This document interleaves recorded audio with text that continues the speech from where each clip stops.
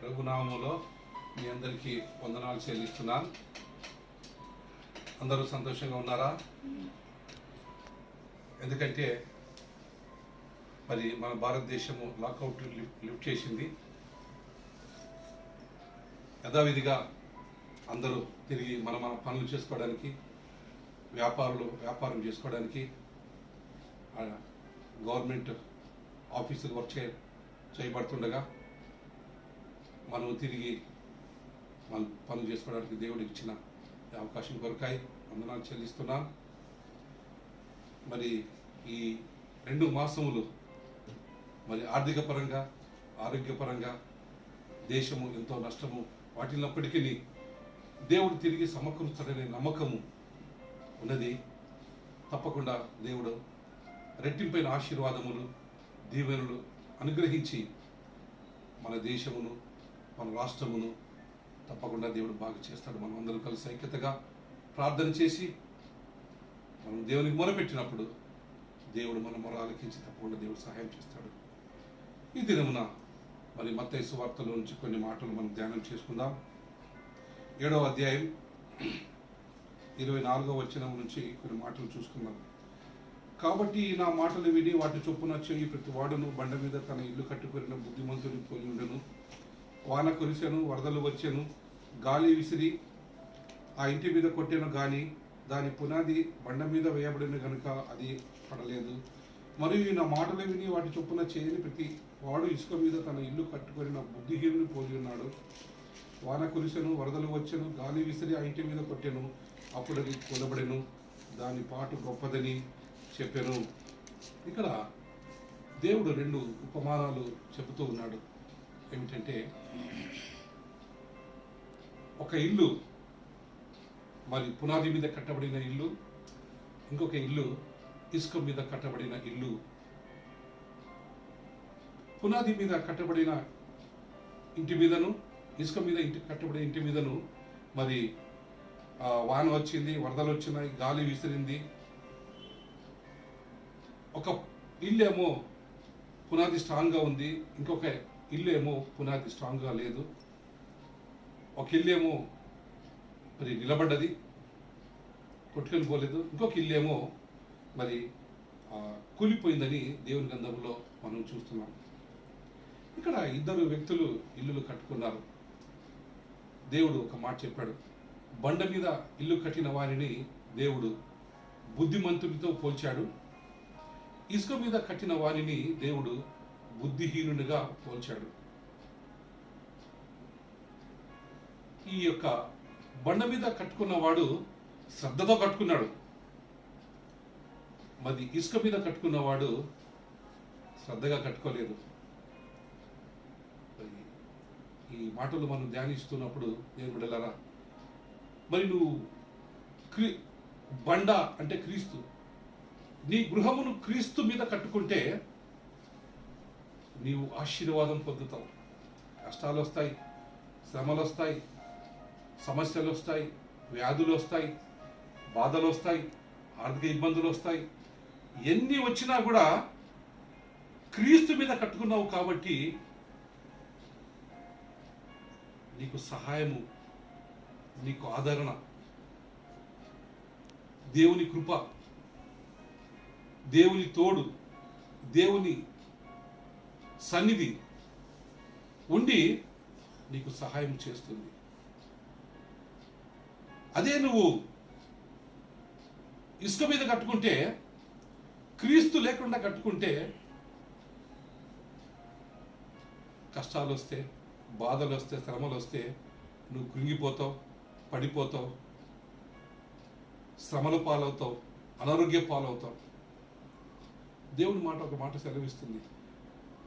నాకు మీరు వేరుగా ఉండి మీరు ఏమీ చేయలేరు. యోహాను సువార్తలో ఒక మాట ఉంది, నాకు వేరుగా ఉండి మీరు ఏమీ చేయలేరు. దేవునికి వేరుగా ఉంటే మనం ఏమీ చేయలేము. ఒకసారి యేసుప్రభు శిష్యులు చేపలు పట్టడానికి వెళ్ళారు. యేసుప్రభు లేకుండా చేపలు రాత్రి అంతా పట్టారు, ఒక్క చేప కూడా దొరకలేదు. యేసుప్రభు ఆ దోణని ఎక్కి మీ కుడి పక్కన వల వేయమన్నప్పుడు వాళ్ళు అన్నారు, ప్రభువా రాత్రంతా వేసాము, ఒక్క చేప కూడా పడలేదు, నేను చెప్తున్నాను, కుడి పక్కన వల వేయమన్నాడు. వల వేసినప్పుడు విస్తారమైన చేపలు పడ్డట్టు చూస్తున్నాం. అంటే దేవుడు ఉంటే ఎలా ఉంటుంది, దేవుడు లేకుంటే ఎలా ఉంటుంది, దేవుడు ఉండి కట్టుకుంటే ఎలా ఉంటుంది, దేవుడు లేకుండా కట్టుకుంటే ఎలా ఉంటుందో ఉదాహరణ యేసు ప్రభు వారు ఈ 2 ఇళ్ళ గురించి చెప్పాడు. ఒక వ్యక్తి ఏమో శ్రద్ధతో కట్టుకున్నాడు, ఇంకొక వ్యక్తి ఏమో అశ్రద్ధతో కట్టుకున్నాడు. ఇంకొక వ్యక్తి ఏమో తన జ్ఞానంతో కట్టుకున్నాడు, ఇంకొక వ్యక్తి ఏమో బుద్ధిహీనంగా కట్టుకున్నాడు. ఇద్దరు ఇల్లు కట్టుకున్నారు కానీ ఒకని ఇల్లు నిలబడ్డది, ఒకని ఇల్లు కూలిపోయింది. మరి ఈ దినాల్లో మనం చూస్తే కనుక చాలామంది మేము క్రిస్టియన్సే, మేము గుడికి వెళ్తాం, మేము ప్రార్థన చేస్తాం, మేము కానుకలిస్తాం, మేము పాటలు పాడుతున్నాం, మేము భక్తులమని చెప్తారు. కానీ ఎవరి మీద కట్టుకుంటున్నావు ఇల్లు? నీ విశ్వాస జీవితం ఎవరి మీద ఉన్నది? నీ విశ్వాసం ఎవరి మీద ఉన్నది? లోకం మీద ఉన్నదా? లోక ఆశల మీద ఉన్నదా? లోకపు పద్ధతుల మీద ఉన్నదా? ధనం మీద ఉన్నదా?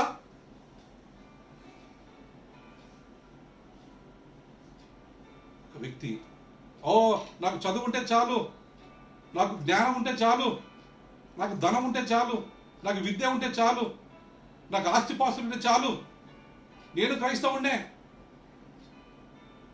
మళ్ళీ కరోనా వైరస్ వచ్చిన తర్వాత అందరూ సమానంగా ఉంటున్నారు, అందరూ సమానం అయిపోయారు. నువ్వు దేని మీద కట్టుకుంటున్నావు ఒకసారి ప్రయత్నం చేయి, ఆలోచన చేయి. ఒక వ్యక్తి ఏమో క్రీస్తు అనే బండ మీద కట్టుకుంటున్నాడు, క్రీస్తు మీద కట్టుకుంటున్నాడు. ఒక వ్యక్తి ఏమో దేవుడు లేకుండా కట్టుకుంటున్నాడు. ఈ ఉదయకాల సమయంలో ఒకసారి ఆలోచించే, నువ్వు దేని మీద కట్టుకుంటున్నావో ఒకసారి ఆలోచించే. ఒక వ్యక్తి ఏమో దేవుడికి లోబడి కట్టుకుంటున్నాడు, ఇంకొక వ్యక్తి ఏమో దేవునికి లోబడతలేడు. ఎలా కట్టుకోవాలో ఒక ఇల్లు దేవుని వాక్యం ఆధారం చేసుకుని ఒక వ్యక్తి కట్టుకుంటున్నాడు, ఇంకో వ్యక్తి కూడా కట్టుకున్నాడు. కానీ దేవుని వాక్యమును ఆధారము చేసుకోకుండా, దేవుని యందు విశ్వాసం ఉంచకుండా, దేవుని యందు నమ్మిక ఉంచకుండా, దేవుని చిత్త ప్రకారం జీవించకుండా ఒక వ్యక్తి కట్టుకుంటున్నాడు.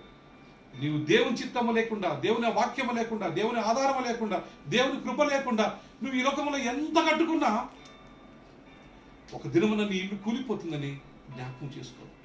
నువ్వు పడ్డ ప్రయాసం అంతా కూలిపోతుందని జ్ఞాపకం చేసుకో. నీవు నీ ఇంటి వారందరూ ఒక దినమున కూలిపోతారని జ్ఞాపకం చేసుకో.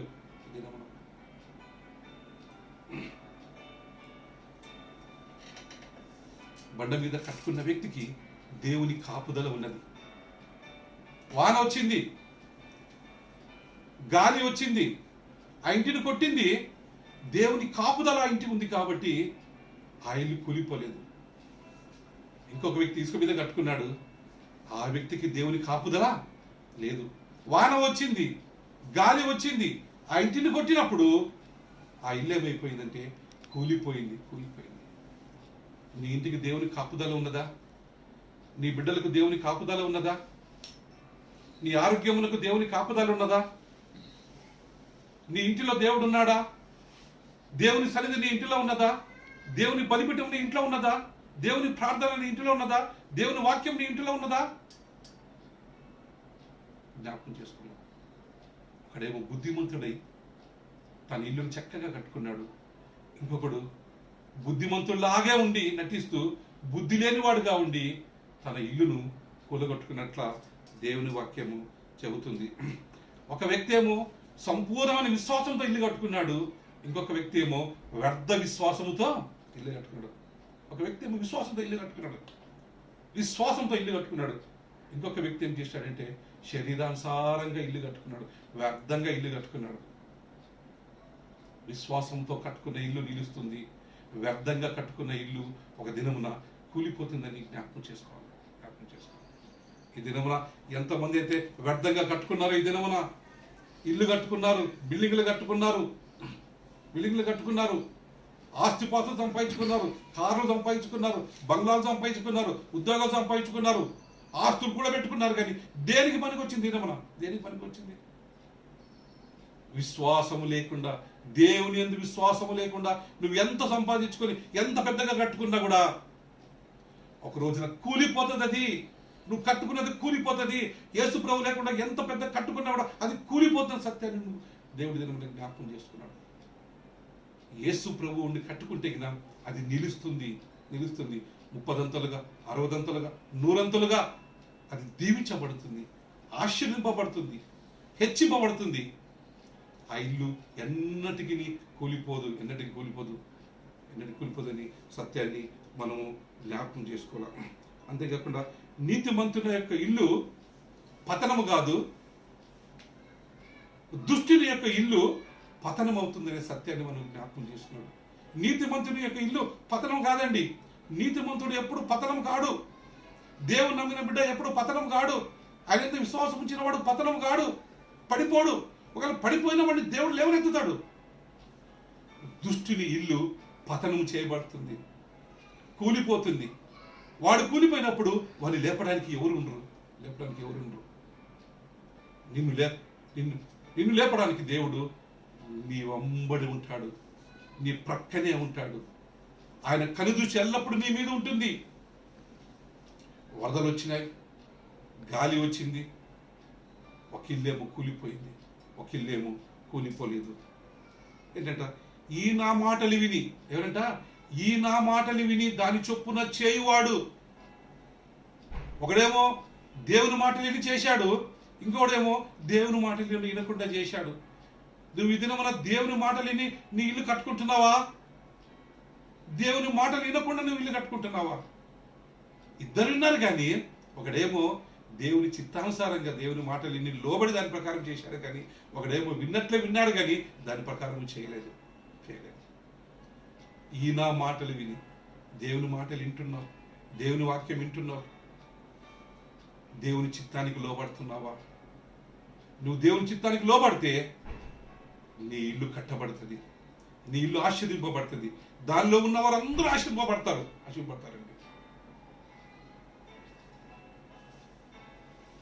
ఈ నా మాటలు విని వాటి చొప్పున చేయని ప్రతి వాడి ఇల్లు కూలిపోతుంది. కాబట్టి దేవుని ద్వారా గమనించాలి.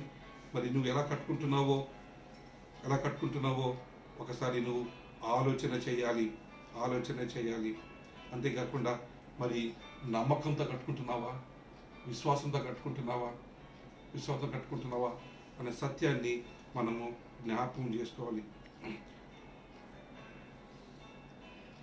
ఒక ఇల్లే, నీతిమంతుని ఇల్లేమో సంరక్షణలో ఉన్నది, బుద్ధిహీనుని ఇల్లేమో సంరక్షణలో లేదు.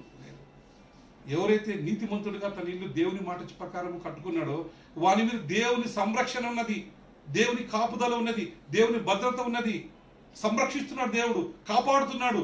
పొద్దున మధ్యాహ్నము సాయంకాలము, 24/7 365 days దేవుని సంరక్షణలో ఉంటుంది ఆ ఇల్లు. ఇసుక మీద కట్టుకున్న వాని ఇల్లు దేవుని సంరక్షణ లేదు.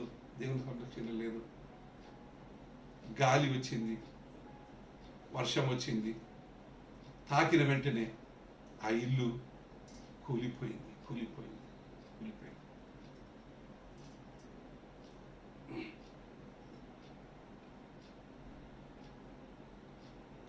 ఈ నీతిమంతుడు దేవునికి లోబడి కట్టుకున్నాడు, ఈ బుద్ధిహీనుడు దేవునికి లోబడి కట్టుకోలేదు. దేవునికి లోబడి చేయాలండి, దేవునికి లోబడి చేయాలి. ఆయనందు విశ్వాసం ఉంచి చేయాలి. దేవునికి లోబడాలి బిడ్డలు, లోబడాలి. దేవునికి లోబడి చేసినప్పుడే నువ్వు ఆశీర్వాదం చూస్తావు. నీ ఇల్లు ఆశీర్వింపబడుతుంది. నీ ఇంట్లో ఉన్న నీ బిడ్డలు ఆశీర్వింపబడతారు, భార్యాభర్తలు ఆశీర్వింపబడతారు.